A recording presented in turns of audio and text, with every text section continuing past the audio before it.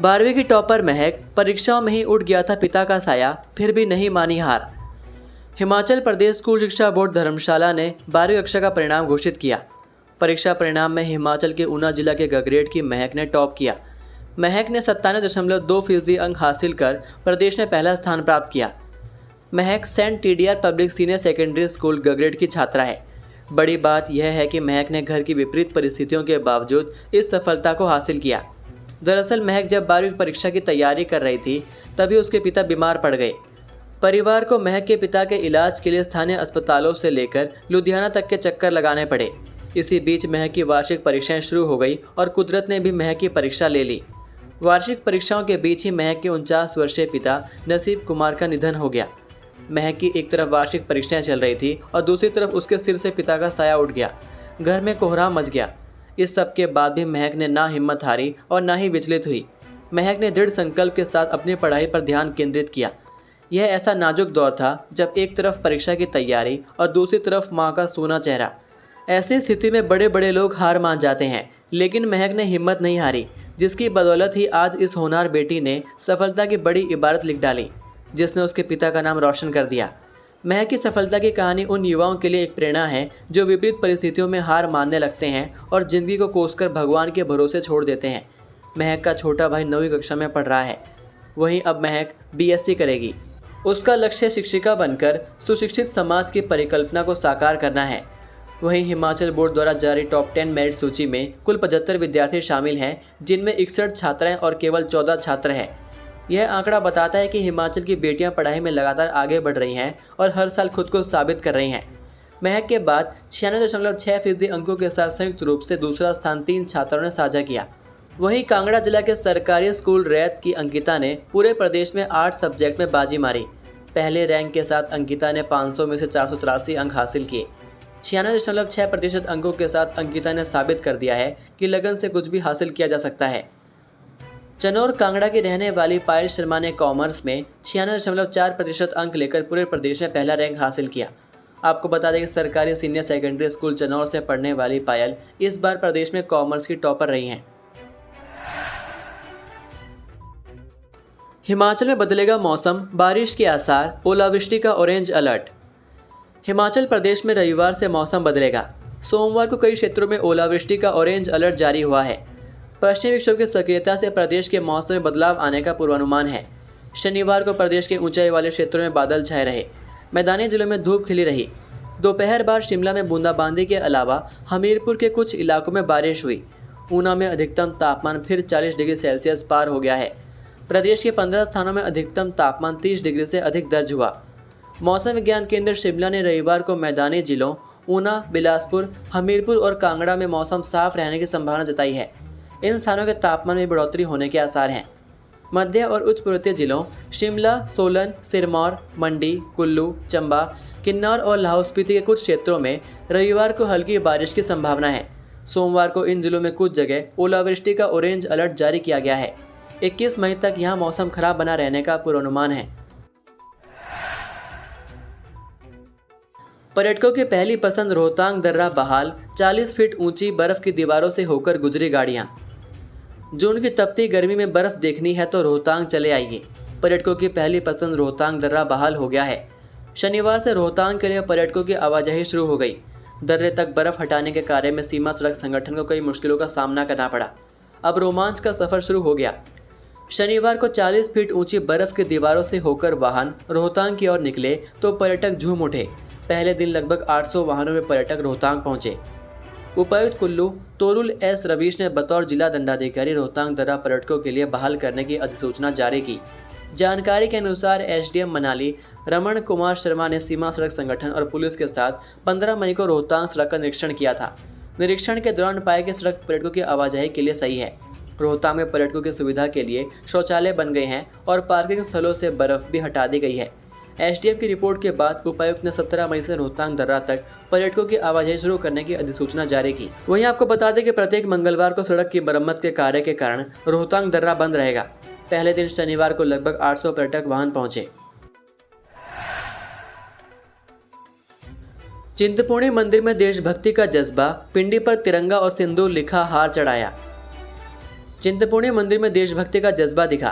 पंजाब के श्रद्धालुओं ने माता रानी की पिंडी पर तिरंगा झंडा और सिंदूर लिखा विशेष हार चढ़ाया। इस दौरान श्रद्धालुओं ने सैनिकों की रक्षा और सुख शांति के लिए पूजा अर्चना की। पंजाब के कपूरथला से आए श्रद्धालुओं ने बताया कि हमारे वीर सैनिकों ने ऑपरेशन सिंदूर के दौरान जो साहस और जज्बा दिखाया है, उसी के चलते माता रानी के दरबार में फौजी भाइयों की रक्षा के लिए माता रानी से प्रार्थना की। माता रानी की पिंडी पर हार चढ़ाया गया। यह हार सभी श्रद्धालुओं के लिए आकर्षण का केंद्र बना रहा। श्रद्धालुओं ने कहा कि माता रानी की कृपा से देश के सैनिकों को शक्ति और साहस मिलता है। वह माता रानी से प्रार्थना करते हैं कि देश के सैनिकों को हमेशा सुरक्षा व शक्ति प्रदान करे और देश में सुख शांति बनाए रखे। पुजारी विक्रांत कालिया अमित कालिया ने बताया कि श्रद्धालुओं की इच्छा थी कि भारत पाकिस्तान के बीच जो संघर्ष हुआ है, उसमें हमारे सैनिकों ने दुश्मन देश को करारा जवाब दिया। उसी के चलते सैनिकों का हौसला बढ़ाने और माता रानी का आशीर्वाद इन सैनिकों पर यूं ही बना रहे, इसलिए हार चढ़ाया गया है। ग्राहक के मोबाइल से हैक कर लिया राज्य सहकारी बैंक का सर्वर, निकाले 11 करोड़ 55 लाख। हिमाचल प्रदेश राज्य सहकारी बैंक का सर्वर हैक कर साइबर ठगों ने 11 करोड़ 55 लाख रुपए निकाल लिए। ठगों ने बैंक के ही एक खाता धारक का मोबाइल फ़ोन हैक करके इस धोखाधड़ी को अंजाम दिया। यह राशि 20 अलग अलग खातों में ट्रांसफ़र की गई। सूचना मिलते ही बैंक प्रबंधन ने शिमला के थाना सदर में इसकी शिकायत दर्ज करवाई है। पुलिस ने इस संबंध में 0 FIR दर्ज कर मामला साइबर पुलिस स्टेशन शिमला को ट्रांसफ़र कर दिया है। जानकारी के मुताबिक ठगों ने 11 व 12 मई को साइबर अटैक कर इस पूरी घटना को अंजाम दिया। ठग चंबा के हटली शाखा के एक ग्राहक का मोबाइल हैक कर मोबाइल एप्लीकेशन हिम पैसा में दाखिल हुए और इसका सर्वर हैक कर इस ठगी को अंजाम दिया। अवकाश होने के कारण 13 मई को RBI की तरफ से बैंक को मिलने वाली रिपोर्ट नहीं आई। इस वजह से किसी को उस दिन ठगी की भनक नहीं लगी। 14 मई को RBI की रिपोर्ट आने के बाद बैंक प्रबंधन को ठगी का पता चला। इससे प्रबंधन में हड़कंप मच गया। प्रबंधन ने फौरन सूचना संबंधित अथॉरिटी को दी। बैंक के मुताबिक साइबर अटैक कर 20 अलग अलग खातों में ट्रांसफ़र की गई राशि को होल्ड कर लिया गया है। बैंक की ओर से चीफ इंफॉर्मेशन सिक्योरिटी ऑफिसर ने थाना सदर में लिखित शिकायत दी। पुलिस ने मामला साइबर क्राइम को ट्रांसफ़र कर दिया है। CERT इन की टीम के साथ साइबर क्राइम की टीम मामले की जाँच करेगी। CERT इन को भारतीय कंप्यूटर आपातकालीन प्रतिक्रिया टीम भी कहा जाता है। यह भारत में ऐसी घटनाओं का प्रबंधन करने और निपटने के लिए जिम्मेदार राष्ट्रीय नोडल एजेंसी है। DIG cyber crime Mohit Chawla ने बताया कि राज्य सहकारी बैंक का सर्वर हैक कर धोखाधड़ी का मामला थाना सदर से ट्रांसफर हुआ है। हर पहलू की गंभीरता से जांच की जा रही है। बकरियों को चारा देने गया था भेड़ पालक, अंदर का नज़ारा देख उड़ गए होश। हिमाचल प्रदेश के मंडी जिले में एक दिल दहला देने वाली घटना सामने आई है, जहां बल उपमंडल के सकरोहा पंचायत में एक ही रात में 25 बकरियों की अचानक मौत हो गई।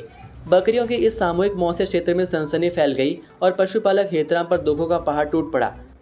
बताया गया कि हेतराम शुक्रवार शाम के समय अपनी बकरियों को जंगल में चलाकर वापस घर लाए और रोज़ की तरह उन्हें बाड़े में बंद कर दिया। सब कुछ सामान्य लग रहा था, लेकिन अगली सुबह जब वे बकरियों को चारा देने के लिए बाड़े में पहुंचे तो उनके पैरों तले जमीन खिसक गई। 25 बकरियां मृत पड़ी थी और कुछ अन्य गंभीर हालत में तड़प रही थी। घबराए हेतराम ने तुरंत स्थानीय वेटनरी विभाग को फ़ोन कर स्थिति की जानकारी दी। सूचना मिलते ही गागल स्थित पशु चिकित्सक डॉक्टर विजेंद्र की अगुवाई में टीम मौके पर पहुंची और तड़पती हुई बकरियों को तत्काल प्राथमिक उपचार देते हुए इंजेक्शन लगाए। पशु चिकित्सकों की त्वरित कार्रवाई से बाकी की बकरियों की जान बच गई। डॉक्टर द्वारा मृत बकरियों का पोस्टमार्टम किए जाने पर सामने आया कि सभी की मौत जहरीली घास खाने से हुई है। माना जा रहा है कि जंगल में चराई के दौरान बकरियों ने किसी विषैली वनस्पति को खा लिया था, जिसकी पहचान समय पर नहीं हो पाई। इस हादसे से हेतराम को करीब 4 लाख रुपए से अधिक का नुकसान हुआ है। बकरियों की मौत से उसका पशुपालन व्यवसाय बुरी तरह प्रभावित हुआ है, जो कि उसके परिवार की रोजी रोटी का प्रमुख साधन था। इधर पंचायत प्रधान देवकी नंदन ने मौके पर पहुंचकर घटना की जानकारी ली और हेतराम को ढांढस बंधाया। उन्होंने आश्वासन दिया कि जिला प्रशासन और संबंधित विभागों से बात कर जल्द ही हेतराम को उचित मुआवजा दिलवाया जाएगा। ग्रामीणों ने भी प्रशासन से अपील की है कि इस प्रकार की घटनाओं को दोबारा रोकने के लिए वन विभाग और पशुपालन विभाग संयुक्त रूप से कदम उठाएं, ताकि पशुपालकों को नुकसान से बचाया जा सके। रिजल्ट से आहत होकर घर से लापता हुआ 16 वर्षीय सूरज, ढूंढने में करे मदद। हिमाचल प्रदेश के सुंदरनगर उपमंडल की जयदेवी पंचायत के ग्राउंड ड्रमण का रहने वाला 16 वर्षीय सूरज 16 मई 2025 को अचानक घर से लापता हो गया। सूरज जयदेवी स्कूल में 10वीं कक्षा का छात्र है और हाल ही में आए बोर्ड परीक्षा के परिणाम में प्रदर्शन खराब होने के कारण मानसिक रूप से आहत था। इसी कारणवश वह घर छोड़कर चला गया। परिजनों के अनुसार सूरज को उसी दिन सुबह लगभग 11:30 पर जयदेवी गुरुद्वारा से धनोटू की ओर जाती एक सफ़ेद कार में चांबी के पास देखा गया था, जिसके बाद से उसका कोई पता नहीं चल पाया है। लापता होने के समय उसने गुलाबी रंग की कमीज़, सफ़ेद पैंट और सैंडल पहन रखे थे। सूरज के अचानक इस तरह गायब हो जाने से परिवार सदमे में है और उसकी सुरक्षित वापसी के लिए लगातार प्रयास कर रहा है। परिजनों ने आम जनता से सहयोग की अपील की है कि यदि किसी ने सूरज को कहीं देखा हो या उसके बारे में कोई जानकारी हो तो तुरंत नीचे दिए गए मोबाइल नंबर पर संपर्क करें। मोबाइल नंबर है 9857483287। वहीं आपसे यह भी निवेदन है कि इस सूचना को अधिक से अधिक लोगों तक साझा करें ताकि सूरज को जल्द से जल्द घर लाया जा सके। ये थे आज के मुख्य समाचार। हिमाचल प्रदेश की बड़ी खबरें रोजाना जानने के लिए सब्सक्राइब कीजिए DHP न्यूज़ चैनल को और बेल आइकन पर क्लिक करें, जिससे आपको प्रदेश की बड़ी खबरें हमारे द्वारा मिलती रहें। वीडियो को लाइक और शेयर ज़रूर कीजिए और आप हमारी वीडियो कौन से शहर से देख रहे हैं नीचे कमेंट करके ज़रूर बताइए। वीडियो में अंत तक बने रहने के लिए आपका बहुत बहुत धन्यवाद। जय हिंद, जय भारत, जय हिमाचल।